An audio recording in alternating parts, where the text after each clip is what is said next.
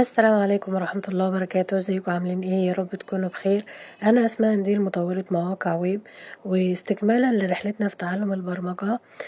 النهاردة جاي اشارككم موقع كنت عملته ب HTML و CSS و جافا سكريبت، والحقيقة ان ده كان اول موقع اعمله متعدد الصفحات، وهعرفك يعني ايه موقع متعدد الصفحات قدام، وازاي تربط كل صفحة عندك بالموقع بتاعك، ولكن ده قدام شوية. طبعا جاي اقولك على شوية حاجات في رحلتك في البرمجة.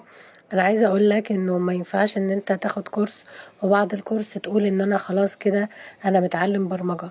لازم تطبق على كل جزئية انت بتاخدها، سواء كانت HTML او CSS او جافا سكريبت.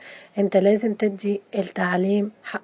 طيب، في ناس سألتني اكتر من مرة، احنا عايزين حاجة نمشي عليها او اللي هو تراك نمشي عليه في التعلم، والوقت قد ايه اللي احنا بناخده في التعلم.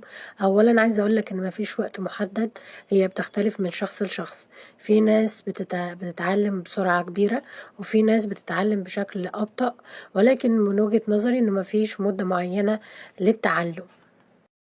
ولكن انا ضد الناس اللي بتقولك خلص كورس الفلاني في شهر، او خلص كل الكورس الفلاني في كام يوم. انت كده مش هتستفاد حاجه، والمعلومه هتضيع منك. انت لازم تكون متأسس شويه، أو في الأول لازم تكون متأسس كويس جدا. الأساسيات بتريحك بعد كده.